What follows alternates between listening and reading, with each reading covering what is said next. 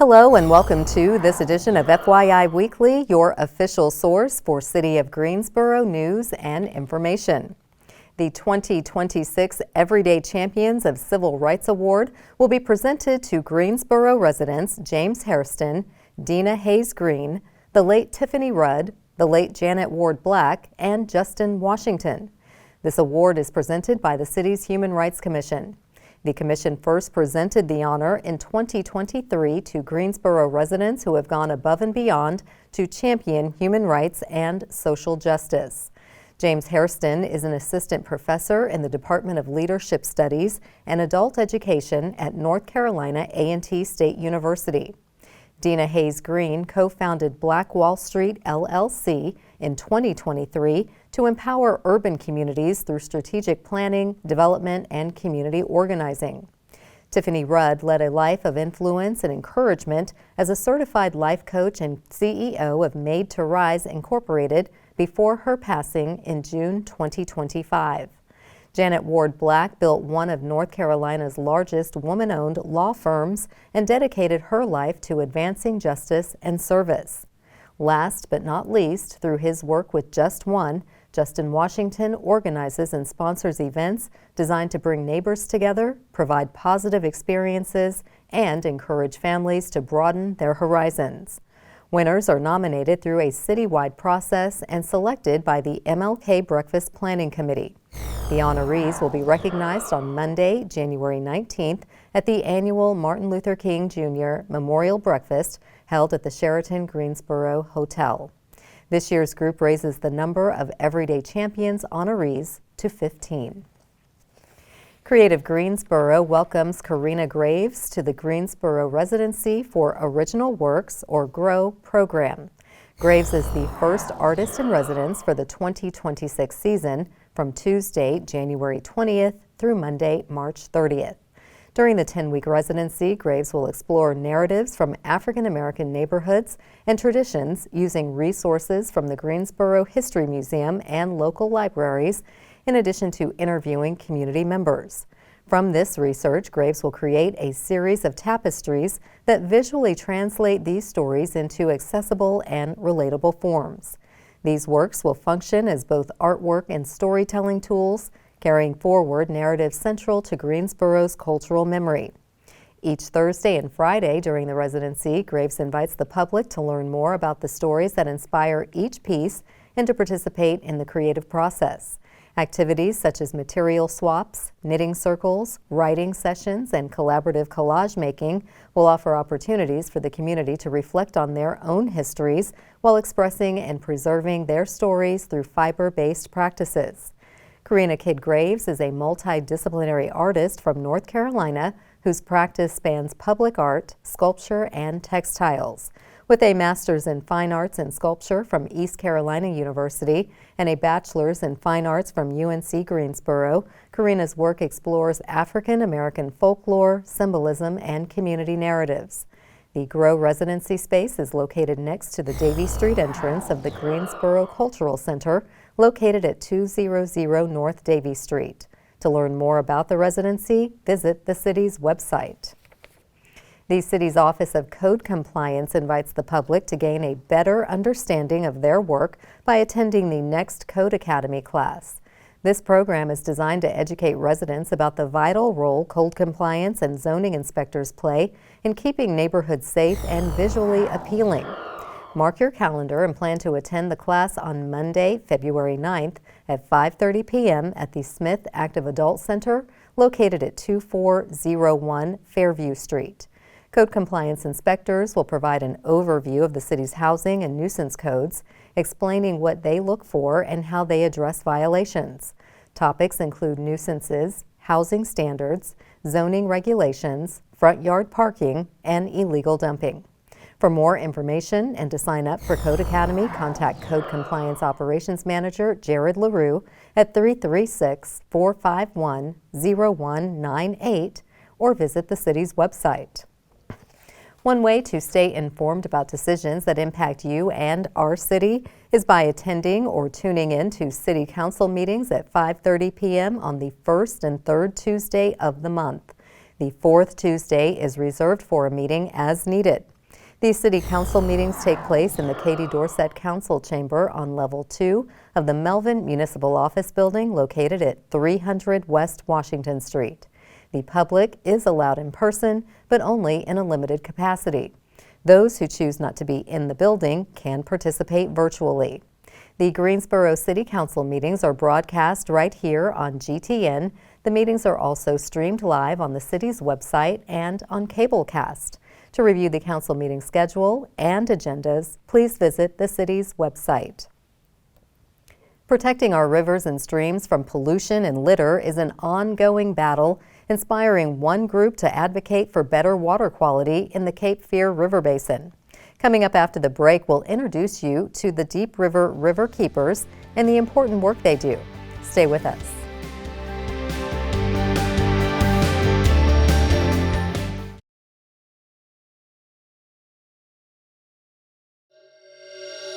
Welcome back to FYI Weekly. One local nonprofit is on a mission to protect the Deep River and its neighbors through science, education, and stewardship. Joining me now to tell us how you can join this conservation effort is Stephanie Stevens. She is a member of the Deep River River Keepers. Hello, Stephanie. Welcome to the show. Hi, Carla. Thank you so much for having me. I'm super stoked to be here and talk about the Deep River. I'm so excited. This is a new organization. So tell us about the Deep River River Keeper organization. Yes. So we are a new organization. We're actually a year old, so it's our birthday. We incorporated in December of 2024, but we are also a licensed riverkeeper organization, Okay. and we received our license through our parent organization, Waterkeeper Alliance, on June 11th, 2025. Okay. So it's been a year of achievement and getting off the ground, and and also assessing the Deep River and working with our neighbors. So Okay, and we're talking about conservation, protection of the river.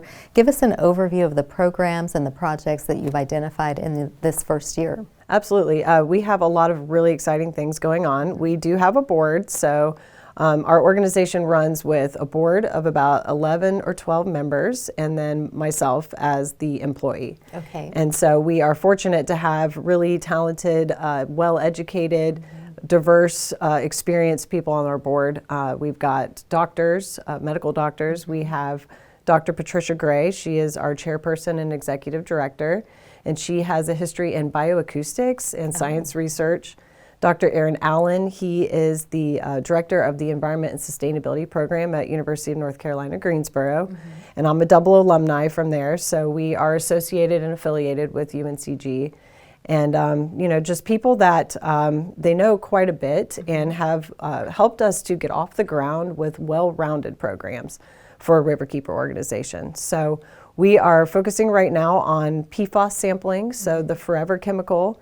We are monitoring for that in Guilford County, and we also sample for E. coli. And so that is really important because the Deep River is a recreational water body. And so people are actually swimming in the Deep River, predominantly in Randolph County, where we have Worthville Beach. It's a sandy beach, and people love to go there in the summer. But we run a program that's a national program called Swim Guide, and we sample at all known recreation sites on the Deep River for E. coli every single week of the summer. And then we report those results on our Facebook page. Okay. And so that was our first major program. So sampling and monitoring is really important. But we also work with students, and we want to engage young people, young college students, even at the high school age, in variety of different topics on the Deep River. So water quality is super important, and it's one of our major focuses, but the history of the river, that's also very important. So right now we're working with humanities students, and they are creating a podcast for us. Wow. And it covers a variety of different topics all about the Deep River. Wonderful. That's a wonderful way to engage the public and garner stakeholders. Absolutely, yes. So what are the primary threats to the Deep River that you've identified, and how are you prioritizing those? Well, that's our first year goal, was to determine the health of the river. And we are quickly learning that, 125-mile long river, there's going to be a lot of time to determine its health. And so that is a huge undertaking. But the threats to the river, pollution in general is a significant issue, and that can come in a variety of different ways. So there is synthetic chemical pollution from emerging contaminants. So man-made chemicals like PFAS, for example, which is a non-stick, fire retardant, stain-resistant chemical. It's one of the most popular and important chemicals in industry. Unfortunately, the use of that chemical has found its way into the Deep River. And the Deep River is a direct drinking water source for about 345,000 people. Wow. Yeah, and it's also a major headwater tributary. So the Deep River and the Haw River connect to form the Cape Fear, and the Cape Fear runs all the way to the ocean. So everything that comes from the Deep River impacts the Cape Fear as well. Sure. So we've had 100 or more, probably 200 years of industry on the Deep River. It's been a working river for quite some time, and so textile factories, legacy pollution, that's how a lot of this PFAS has gotten into the water. However, there are still, situations that arise where, discharges come from local facilities, or people are putting things down their drains. There's just stormwater runoff that brings what's on land into the water. So, chemical contamination is an issue. There's another chemical called 1,4-dioxin, and it's a byproduct of industrial processes. We are finding that that is a major issue, coming downstream from Guilford County into the Deep River and impacting people in the lower regions of the river. So, wow, that's very informative for people who may not even realize all that's going on, and as you've said, historically has been going on industrial-wise. Absolutely. So in addition to that, why are you personally so passionate about the work on Deep River in particular? Well, I'm definitely passionate because I learned that my drinking water in Jamestown, North Carolina actually comes from the Deep River. And I just, some years ago, I didn't know a lot about where my drinking water came from. Yeah. But I did have concerns about my water quality, and the more I learned, the more surprised I was that, the way things actually work. And so in living around the Deep River and then also going out to the river, it's beautiful. Yeah. It's magnificent. And all the tributaries and streams, there's so much wildlife. There are so many opportunities for youth to engage in nature.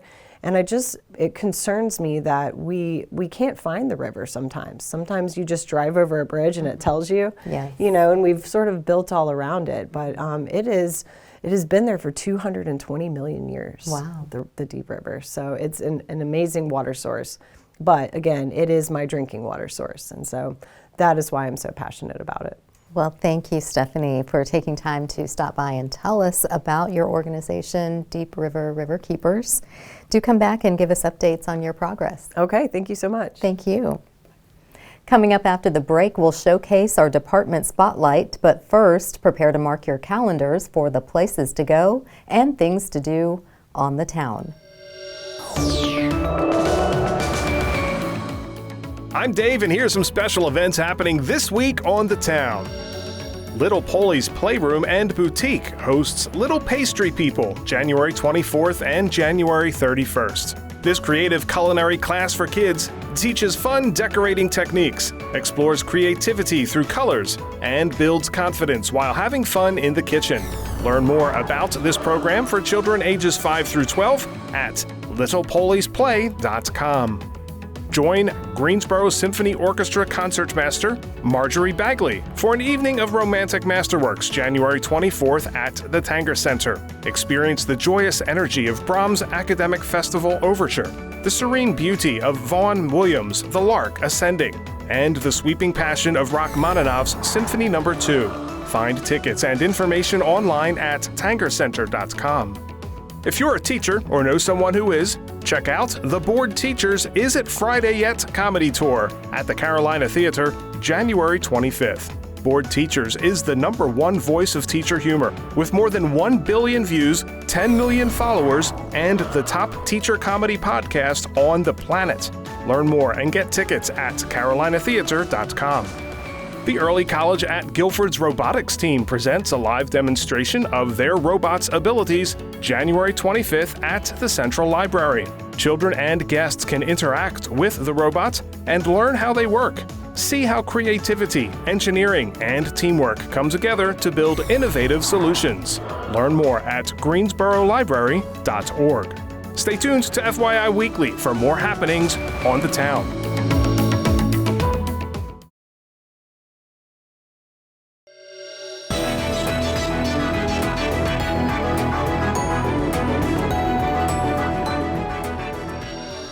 Welcome back.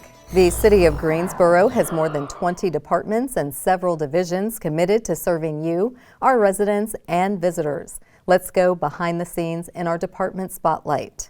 As part of the city's ongoing efforts to improve parking efficiency and increase turnover in areas with high demand, the Greensboro Department of Transportation is managing paid parking in several downtown surface lots.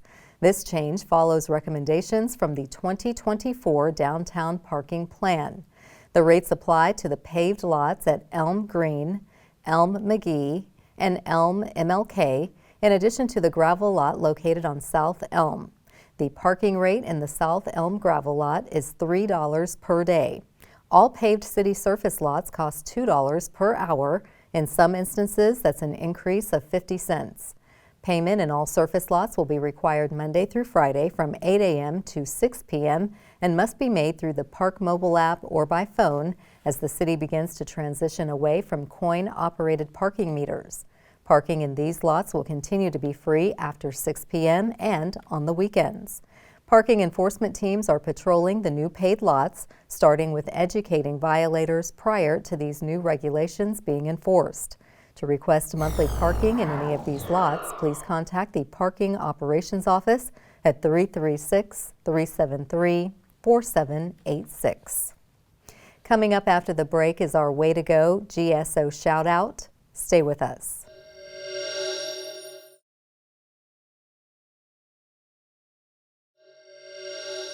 As we draw to a close, we always want to end on a positive note with our Way to Go GSO shout out. This week's shout out goes to Creative Greensboro. The city's Office for Arts and Culture is accepting applications from creative individuals and arts organizations interested in curating a First Friday event at the Greensboro Cultural Center. Proposed events should offer a mix of art, vendor tables, hands-on activities, and live performances within a 3-hour window. Creative Greensboro's First Friday events take place from 6 p.m. to 9 p.m. in the second floor atrium of the Greensboro Cultural Center, located at 200 North Davie Street. Curators may request up to $1,000 in support. Applications will be accepted on a rolling basis and must be submitted at least 90 days before the proposed event date. For more information, visit the city's website. That concludes this edition of FYI Weekly, but you can easily stay connected to the latest city news by linking to us on Facebook, Twitter, Blue Sky, and Instagram. Alexa users can subscribe to our 5-minute flash briefings, which airs on 90.1 FM, 100.7 FM, and 90.5 FM. Be sure to download both weekly podcasts, Talk City Greensboro and Talk City in Espanol. Plus, GTN is streaming on Cablecast. For all of us here at the City of Greensboro, thanks for watching, and we'll see you next time.